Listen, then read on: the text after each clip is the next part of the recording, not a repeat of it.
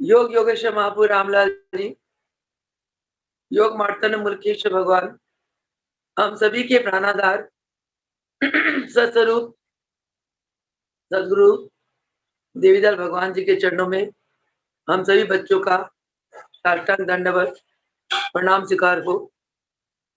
आइए प्रभु जी की कृपा करुणा आशीर्वाद से सत्संग आरंभ करते हैं।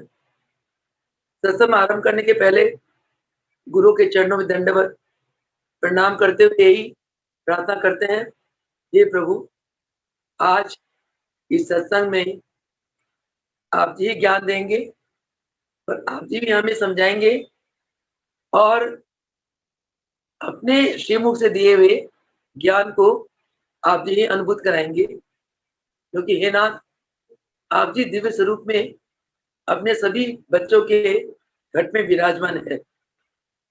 हम सभी के जीवन को आप जी भी चलाते हैं, आप जी बुद्धि देते हैं, आप जी शक्ति देते हैं, सब कुछ इस जीवन का कर्ता आप जी हैं।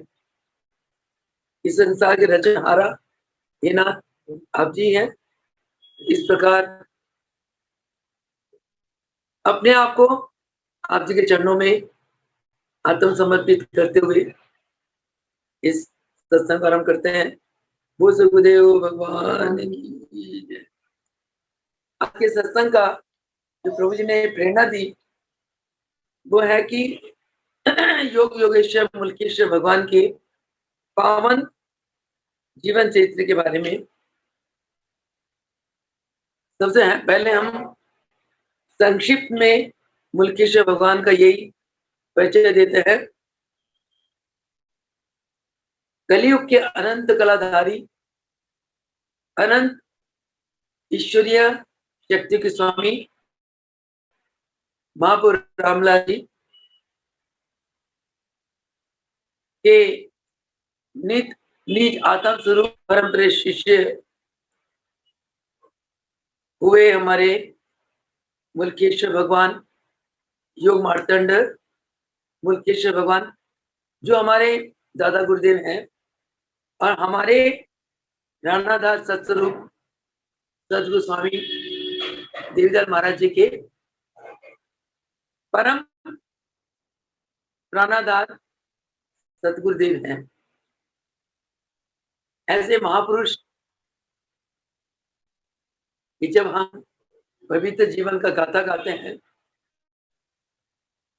33 कोटि देवी देवता दिव्य लोक से फूल बरसाते हैं, वाणी में कंठ में सरस्वती आ जाती है और जो मुख ऐसे महान योगेश्वर सतगुरु के गुणानुवाद गाते हैं, उस मुख से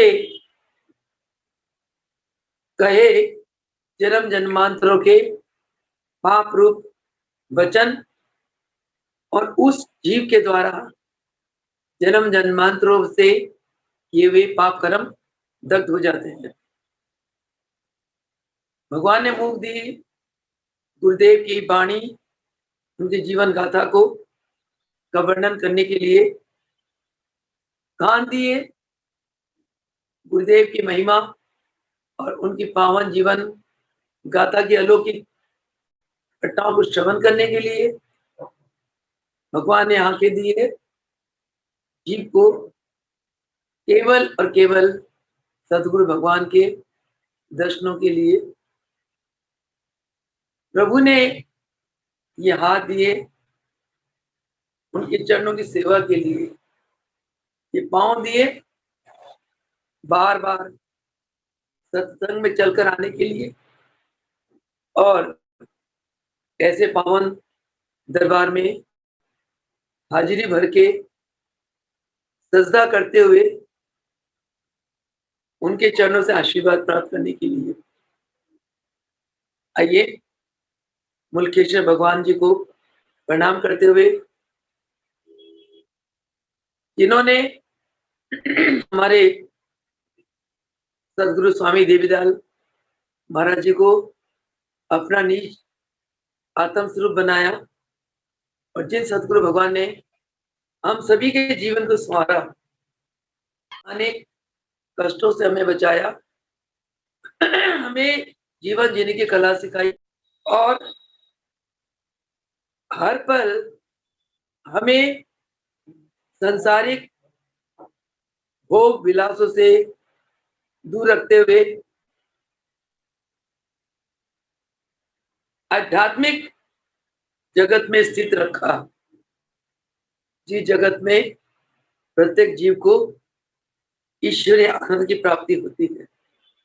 ऐसे गुरु महान है, ऐसे गुरु तीन लोक में निराले हैं। ऐसे गुरु के दाता योग योगेश्वर मुल्केश्वर भगवान जी का शुभ जन्म पंजाब प्रांत के जिला गुरदासपुर तहसील बटाला के दलेरपुर नामक गांव में सम्मत 1955 में योग मार्तंड मुल्केश्वर भगवान जी के का शुभ जन्म हुआ। उनके पिताजी का शुभ नाम लाला देवीदास जी और माताजी का शुभ नाम श्रीमती रतन देवी जी है। जब मुल्केश्वर भगवान 1 वर्ष के थे, यानी कि सम्मत 1956 में, तो उनके पिताजी ने दलेरपुर गांव से इधर शिफ्ट हो गए अमृतसर में और वहां आड़त का काम करने लगे। उस समय मुल्केश्वर भगवान 1 वर्ष के थे और अमृतसर में ही उनका लालन पालन होने लगा। एक दिन मुल्केश्वर भगवान ने देखा उनके घर में जो चाची थी वो जमीन पर लेटी हुई है और सारे परिवार वाले बहुत गमगीन हो रहे हैं, उदासीन हो रहे हैं। उन्होंने परिवार वाले से पूछा, सब लोग उदासीन क्यों है? परिवार वाले ने बताया, इसलिए कि चाची का देहांत हो गया। बाल्य रूप में प्रभु जी ने पूछा कि चाची तो लेटी हुई है, देहांत कैसे हो गया? परिवार वालों ने बताया कि इनके अंदर जो एक बोलने की, चलने फिरने की जो शक्ति थी, वो शक्ति निकल गई है। अब ये ना बोल सकती है ना चल सकती है, अभी यहाँ नहीं रही, इन्होंने देह छोड़ दिया, चली गई यहाँ से। प्रभु जी ने बड़े कौतूहल हो गए, वो कौतूहलता से पूछा कि क्या इस प्रकार भी सब चले जाएंगे देह छोड़कर? तो परिवार वालों ने बताया कि हाँ, हम सभी ने देह छोड़ के चले जाना है। फिर प्रभु जी ने पूछा कि हम कहाँ जाएंगे, सब लोग कहाँ जाते हैं? परिवार वालों ने कहा, प्रभु के पास। उन्होंने प्रश्न करा, प्रभु कहाँ मिलते हैं, प्रभु कहाँ होते हैं? तो परिवार वालों ने बताया कि वो साधुओं के साथ होते हैं। जहाँ साधु होते हैं, जहाँ सत्संग होता है, भगवान वही होते हैं। इस बात पर वो नित्य जाकर अमृतसर में हरमंदिर साहब है, वहां अपने माता के साथ मुल्केश्वर भगवान नित्य प्रति हरमंदिर साहब जाते थे और भजन श्रवण का आनंद लेते थे। प्रातः सायं जब भी उनको अवकाश मिलता था, वो हरमंदिर साहब चले जाते थे और भजन का आनंद प्राप्त करते थे। दिन प्रतिदिन उनके अंदर विराग बढ़ता चला गया 8 वर्ष की उम्र में। और जब इंसान के अंदर विराग आता है तो भगवान की तरफ अनुराग बढ़ता है, परमात्मा को पाने के लिए वो ज्यादा लगने लगता है, परमात्मा के चरणों के प्रति आकर्षित होने लगता है। वो अवस्था 8 वर्ष की आयु में मुल्केश्वर भगवान को हो गई। फिर वो जहां भी सत्संग होता था अमृतसर में, वो वहीं चले जाया करते थे। एक दिन उनकी और सत्संग में, जैसे सत्संग आरंभ होना प्रभु जी सबसे पहले चले जाते थे और सत्संग खत्म होने के बाद सबसे लास्ट में उठते थे। और जैसे सत्संग करने के बाद महात्मा जाते थे तो प्रभु जी उनके पीछे पीछे चल पड़ते थे, क्योंकि परिवार वालों ने बताया था प्रभु जी को कि भगवान महात्माओं के साथ होते हैं। तो प्रभु जी ने सोचा भाई ये महात्मा है, इनके साथ जरूर भगवान है। बच्चा तो बहुत भोला भाला होता है, सरल, ऐसे महापुरुष बाल्यकाल से ही अवतारी पुरुष, इतनी चमकीला उज्जवल दिव्य आत्मा होती है महापुरुषों की। केवल देह में वो बाल रूप में थे, आत्मा तो विकसित थी। पीछे पीछे चलने लगे।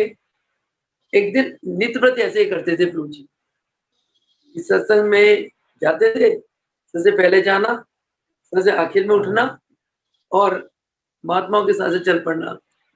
एक दिन एक महात्मा ने पूछा, बेटा तुम सत्संग आरंभ होने से पहले आ जाते हो और सत्संग समाप्ति पर जाते हो और हमारे पीछे पीछे आते हो, तुम्हें क्या मिलता है? तुम्हें सत्संग समझ आती है? कुछ जो हम सत्संग में ज्ञान देते हैं समझ आता है तुमको? प्रभु जी ने फरमाया कि नहीं महाराज, मुझे समझ तो नहीं आती, परंतु आपका सत्संग मुझे बड़ा प्यारा लगता है, मुझे बड़ा आनंद आता है। कहते तुम क्या चाहते हो, हमारे साथ क्यों आते हो? कहते हैं कि मुझे भगवान से मिलना है। मेरे परिवार वाले कहते हैं कि महात्माओं के पास साथ भगवान होते हैं और महात्मा लोग मनुष्य को भगवान से मिला सकते हैं। मुझे भगवान को पाना है। वो लोग इतने योगी तो थे नहीं कि रामलाल प्रभु जी की तरह मुल्केश्वर भगवान को भगवान से मिला देंगे। उन्होंने कहा कि इस शहर में ना अच्छी अंग्रेजी जानने वाला बहुत विद्वान है, उसका नाम है इंद्रवेश, तो तुम उसके पास जाओ और वो तुम्हें भगवान की प्राप्ति की विधि बताएंगे। बड़े विद्वान है। उनके पास वो गए, जाकर उनके पास जाने के पहले उन्होंने एक महात्मा जी से पूछा। वैसे ही इंद्रवेश के पास आसानी से कोई जा नहीं सकता था, कोई खास खास महात्मा होते थे, कोई उनके नजदीक जाते थे। जैसे प्राइम मिनिस्टर, बड़े वीआईपी होते हैं, अहम होता है उनके अंदर, आम जनता को नहीं मिलते हैं। हमारे महाराज जी की तरह तो होते नहीं है, इतने महान पुरुष, तीरों की नाथ होते हुए राजा रंग सबको महाराज जी बराबर स्थान देते थे। ऐसे इतनी महान हस्ती के मालिक तो होते नहीं है, जिनको थोड़ा सा ज्ञान हो जाता है उनका अपना ज्ञान के अहम होता है और उनके अंदर एक डिस्क्रिमिनेशन पावर होती है, सिलेक्टिवनेस। वो सिलेक्ट करते हैं, ये ऐसा है इसको नजदीक रखना है, ये ऐसा है तो दूर रखना है। Dualism, discrimination. इंद्रवेश भी इसी कैटेगरी के महात्मा होंगे। तो प्रभु जी एक महात्मा को बोले कि, और वो महात्मा इंद्रवेश का भगत था कि भाई आप मुझे अपने गुरु के दर्शन करा दो। तो उस महात्मा ने कहा कि मेरे गुरुदेव के दर्शन तो करा देंगे, परंतु क्या तुम छठ कर्म करोगे? तो प्रभु जी ने फरमाया, वो क्या होता है? कहते हम आपको सिखा देंगे। जब तुम छठ कर्म कर लोगे उसके बाद हम तुम्हें अपने गुरुदेव से मिला देंगे। प्रभु जी ने सोचा कि छठ कर्म कोई पता नहीं क्या चीज है, वो दे देंगे, मैं ले लूंगा। कहते उसके लिए क्या करना होगा? कहते ऐसा उसके लिए ना हमारे गुरुदेव का एक भंडारा होगा, यज्ञ होगा, तो तुम उस यज्ञ में उस जमाने में वो डिमांड करता है महात्मा, कहते 100 रुपया ले आओ। मोचा, अच्छा, हाँ, तो कहते हमारे गुरुदेव के लिए हवन या के उसके लिए मोचा ले आओ। मोचे के लिए तुम हमें 100 रुपये दो। आज का 1 करोड़ होगा, 1 करोड़ से भी ज्यादा होगा। उस जमाने में कहता 100 रुपये दे दो, जब 1 पैसा की कीमत थी। प्रभु जी बड़े मायूस से हो गए। कहते मेरे को रोज 1 दमड़ी तो खर्ची मिलती है, वो मैं दे सकता हूँ। कहते नहीं नहीं, ऐसे नहीं होता, फिर हम आपको छठ कर्म नहीं सिखाएंगे, ना तुम आप हमारे गुरुदेव से मिल सकते हो। प्रभु जी बड़े मायूस हो गए। आप तरफ देखो प्रभु जी का, भगवान को पाने के लिए इतनी लगन, इतनी कशिश अंदर की। तो उन्होंने ये कहा कि मेरे जो कानों में जो सोने की बालियां है ना, पुराने जमाने में बच्चों को सोने की बालियां पहनाते थे। कहते मेरे जो कानों में सोने की बालियां मैं ये दे देता हूँ, आप मुझे गुरु जी के दर्शन कराओ, मुझे प्रभु से मिलना है। मना कर दिया। जिसके पल्ले कुछ है ही नहीं वो क्या देगा? भिखारी कभी दाता नहीं हो सकता, कुछ पल्ले वो तो देगा। आगे चले गए। इस प्रकार भगवान के खोज में आते जाते रहे। प्रभु जी बहुत व्याकुल हो गए, मायूस हो गए। इतने में प्रभु जी की उम्र 12 वर्ष की हो गई। अब 12 वर्ष की उम्र में एक दिन वो एक सत्संग में जा गए प्रभु जी, तो वहां देखा एक महात्मा, उसके साथ शिष्या थी उसकी, और प्रभु भक्ति में बहुत सुंदर भजन गा रहे थे।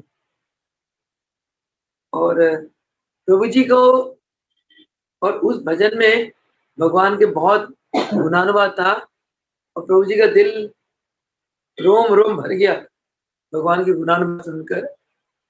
तो प्रभु उस महात्मा के पास जो भजन गाते थे, सुनने के लिए रोज जाते थे और आ जाया करते थे। एक दिन उनका एक आश्रम था, जाते थे। एक दिन प्रभु जी ने जो वहां सेवक थे, उन सेवकों से पूछा, क्या आप यहाँ कितने वर्ष हैं इन महाराज के पास? सेवक ने कहा कि मुझे 5-6 वर्ष से मैं इनकी सेवा में हूँ। क्या तुम्हें भगवान भगवान की प्राप्ति की कोई झलक मिली है? उन्होंने कहा नहीं, हमें भगवान प्राप्ति की कोई झलक नहीं मिली, ना हमें कोई अनुभूति हुई। तो प्रभु जी ने सोचा कि यहाँ बेकार की बात है, यहाँ तो जिस भगत ने 5-6 वर्ष सेवा करी, और सेवा करके इसको भगवान की जरा सी झलक भी नहीं मिली। प्रभु जी ने सोचा कि मुझे संतुष्टि नहीं मिलने वाली। फिर प्रभु जी महात्माओं की खोज करने लगे, सत्संग में जाने लगे। इतने में एक नामधारी महात्मा के दर्शन हुए, और ये जो महाराज थे, ये कबीर पंथी के थे। कबीर पंथी गुरु महाराज थे, जो शिष्य को लेकर भजन गाते थे। वहां से जब प्रभु जी को तसल्ली नहीं हुई। फिर प्रभु जी दूसरे महात्मा के पास माता से भेंट हुई, नामधारी महात्मा, और जो अमृतसर के लक्ष्मण सर से आए हुए थे, और उस महात्मा के दरबार में गए जब प्रभु जी, एक भगत जो छपाई का काम करता था, टप्पी का काम, वो उस महात्मा के चरणों पड़ के खूब तड़प रहा है, आकुल व्याकुल हो रहा है। हाय कृष्णा, हाय कृष्णा, मुझे आपके दर्शन कब होंगे करके बहुत तड़प रहा था। तो एक भगत ने उस महात्मा को प्रार्थना करी कि ये बेचारा भगत भगवान के, कृष्ण भगवान के दर्शनों के लिए इतना तड़प रहा है, तो महाराज आप कृपा कर दें।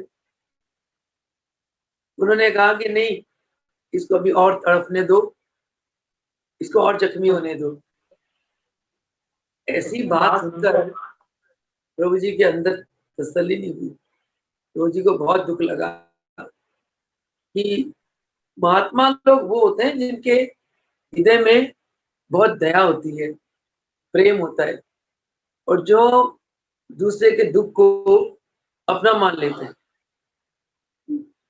और हर पल अपना सब कुछ त्याग कर भी दूसरों को सुख पहुंचाने के लिए तत्पर रहते थे। ये मैंने अपने गुरुदेव के चरणों में देखा। 28 वर्ष इस शरीर को गुरुदेव के चरणों की सेवा का सौभाग्य मिला कि महाराज जी के चरणों में कोई भी भगत किसी भी दुख को लेकर आता था, महाराज जी उसको ठीक करने के लिए तत्पर हो जाते थे। एक बार मैं महाराज जी तिलक आश्रम में आए हुए थे, तो उन दिनों मैं टीचिंग जॉब करती थी। मैं जॉब करके जैसे घर आई, मेरा घर तिलक आश्रम के पास में ही था, 5 मिनट का पैदल का रास्ता था। तो मैं घर आई तो मुझे पता चला कि महाराज जी तिलक आश्रम में आए हुए, और फटाफट मैं भागी माँ के दर्शनों के लिए, और मैंने देखा मंदिर में महाराज जी विराजमान नहीं थे। मैं थोड़ा सा परेशान सी हो गई। मैं कहा महाराज जी कहाँ है पता नहीं, इधर देखने लगी तो देखा खेत में महाराज जी विराजमान थे, और भक्तों से कुछ सब्जी की सेवा, जो माँ के दर्शनों के लिए आगे बढ़ी। तो जहाँ महाराज जी विराजमान थे, उसके सामने एक लकड़ी का पावा था, उसमें इतनी लंबी कील ऐसे खड़ी, और मेरा पैर उस कील में पड़ा, और इतना अंदर घुस गया वो कील, और खूब खून बहने लगा। मुझे कुछ पता नहीं, मैंने वहीं चरणों में दंडवत हुई। फिर महाराज जी के साथ में मंदिर में आ गई।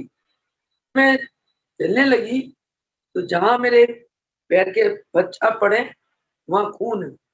भक्तों ने कहा बहन जी आप चल रहे हो तो आपके पैर के नीचे खून के बच्चा पड़े हुए हैं, क्या बात है?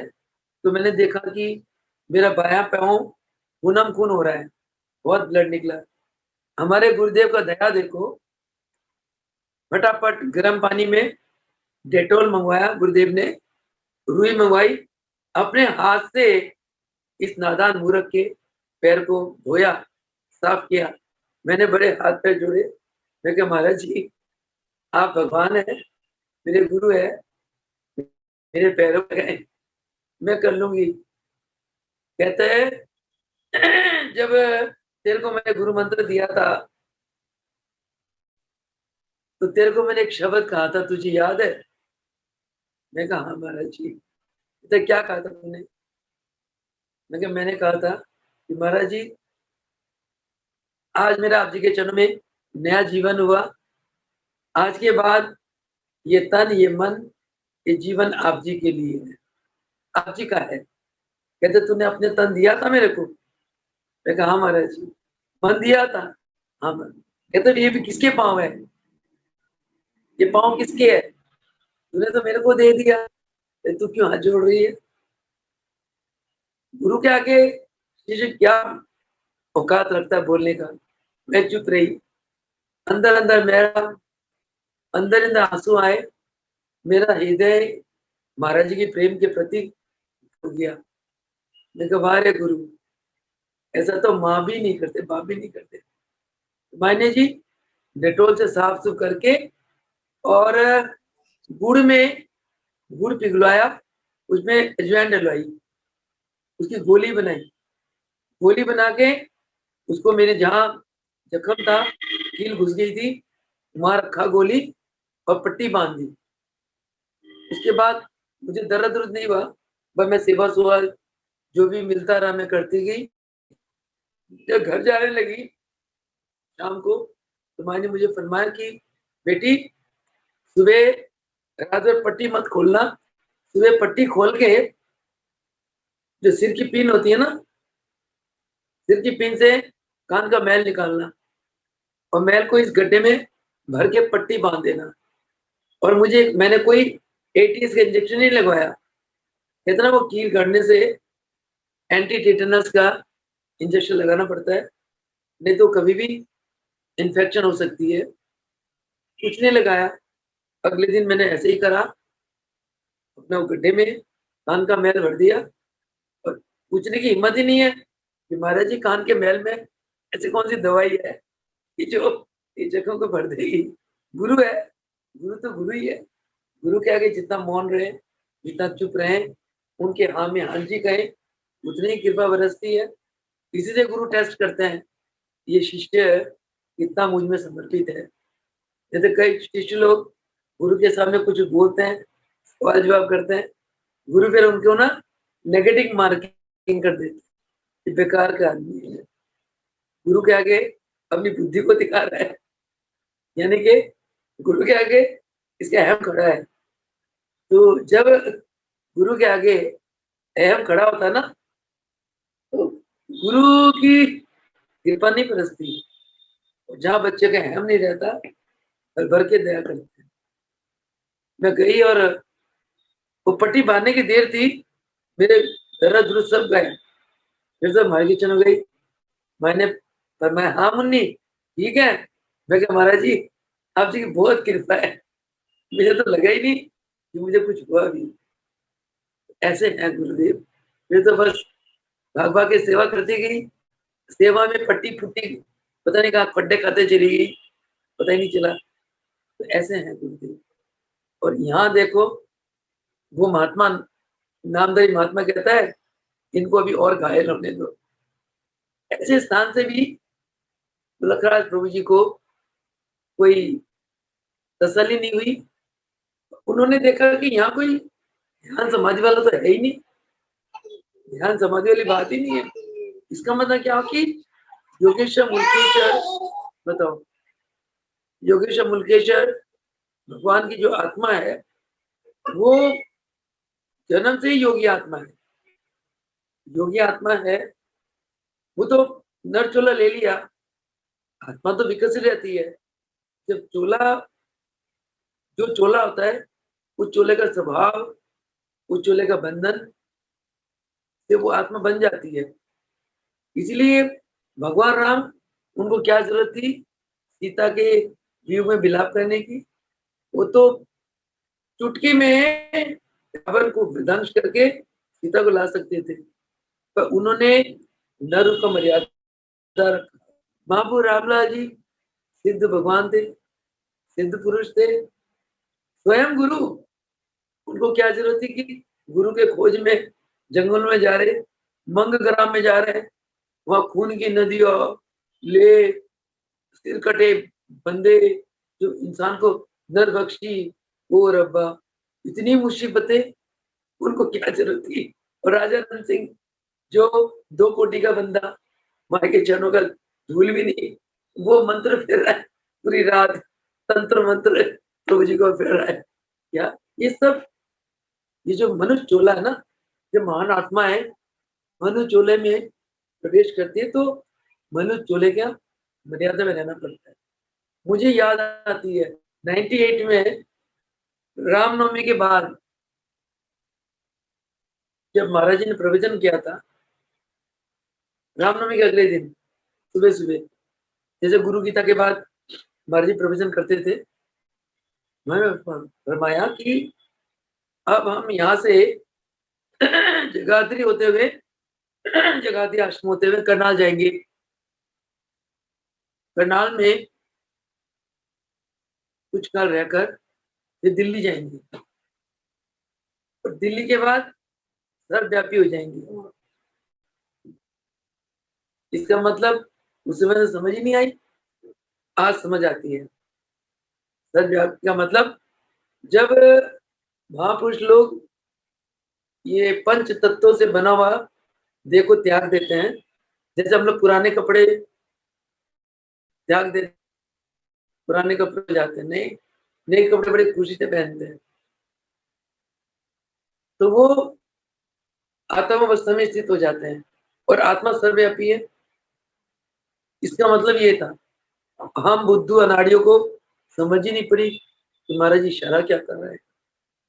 तो ये योग की अवस्था है। तो उन्होंने कहा यहाँ तो कोई ध्यान समाधि वाली बात ही नहीं है, तो वहां से तसल्ली नहीं हुई। उसके बाद फिर प्रभु जी हर रोज हरमंदिर साहब में जाने लगे और नित्य प्रति भजन सुन के आनंदित होने लगे। एक दिन क्या हुआ, एक महात्मा ने ना हरमंदिर साहब में भजन गाया, वो भजन बड़ा मनमोहक था और मुल्केश्वर भगवान उस भजन में खो गए। अभी गुरु नहीं मिले, भजन में भजन सुन के मुल्केश्वर भगवान को समाधि लग गई। उस महात्मा ने देखा ये तो बड़ी एक उच्च कोटि का भगत है जिसको मेरे भजन से समाधि लग गई। तो समाधि से उठकर जैसे मुल्केश्वर भगवान अपने घर गए, तो महात्मा भी प्रभु जी के घर आ गया और वो महात्मा मुल्केश्वर भगवान से सत्संग करने लगे और भोजन भी मुलकराज प्रभु जी के घर आकर खाते थे। गंगा कहा तो प्रभु जी भगवान के खोज में महात्मा के पास गए और महात्मा उल्टा प्रभु जी के घर आने लगा, वहां भोजन एक साथ खाने लगे। तो इस प्रकार करते करते मुल्केश्वर भगवान 18 वर्ष के हो गए। फिर एक दिन ना वो जंगलों की तरफ निकल गए कि मैं जंगलों में देखता हूँ कोई उच्च कोटि का साधु महात्मा मिल जाए जो मुझे भगवान के दर्शन करा दे। तो प्रभु जी पठानकोट के तरफ जो हिल स्टेशन है उधर पैदल जाने लगे, बस प्रभु मिल जाए, प्रभु मिल जाए। और तभी माधोपुर की दरिया प्रभु जी ने पार करी। माधोपुर की दरिया आने से पहले खूब बारिश हुई एक दिन और प्रभु जी को बुद्धि नहीं थी उनकी, मुल्केश्वर भगवान को, और बस अपने जब भगवान मिल जाए, भगवान मिल जाए, एक ही लगन में प्रभु जी बेसुध होके चलते चले गए। एक बार है माधोपुर दरिया पार करने के बाद एक शेरनी आ गई प्रभु जी के रास्ते में, प्रभु जी को पता ही नहीं चला। प्रभु जी अभय होकर चलते चले गए। बस प्रभु जी को एक ही धुन लग रही कि मुझे अज्ञानता के अंधकार से उभरने वाले पूर्ण सतगुरु की प्राप्ति कब होगी, कैसे होगी, कहाँ होगी, इसी धुन में प्रभु जी चलते चले गए। प्रभु जी को कोई ऐसा सिद्ध महात्मा नहीं मिला जिससे प्रभु जी को तसल्ली हो जाए। तो घर लौट आए अमृतसर। इतने में प्रभु जी 20 वर्ष के हो गए और 20 वर्ष की आयु में प्रभु जी का विवाह हो गया। मोहन कौर नामक एक देवी से मुल्केश्वर भगवान को विवाह हो गया। उसके बाद भी प्रभु जी थमे नहीं, संत महात्माओं के दर्शनों के लिए इधर उधर चल जाते ही रहे हैं। इतने में प्रभु जी 22 वर्ष के हो गए। 22 वर्ष की उम्र में सम्मत 1977 में 1955 में प्रभु जी ने अवतार लिया। इतना ही कहते हुए आज के सत्संग को विराम दूंगी। गुरुओं की गाथा गाने में न मन थकता है, न तसल्ली होती है, न शरीर थकता है, आनंद ही आनंद बरसता है। तो दिल करता है ना दिन देखूं ना रात देखूं, गुरुओं की गाथा गाती चलूं। चकोर चांद को देखकर मंत्र मुग्ध हो जाता है। ऐसे आप भगत मुझे मंत्र मुग्ध नजर आ रहे हो। मैं भी मुग्ध हो रही हूँ अपने दादा गुरुदेव जी के गाथा गाने में। बहुत आनंद है, परंतु समय का मर्यादा है। इसको कंटिन्यू करेंगे कल, और इसी के साथ अपनी वाणी को विराम दूंगी। बोलो सदगुरुदेव भगवान की जय। बाबू रामलाल जय हो। महाराज केशव भगवान की जय हो। भगवान भगवान की जय। सभी भक्तों की जय हो।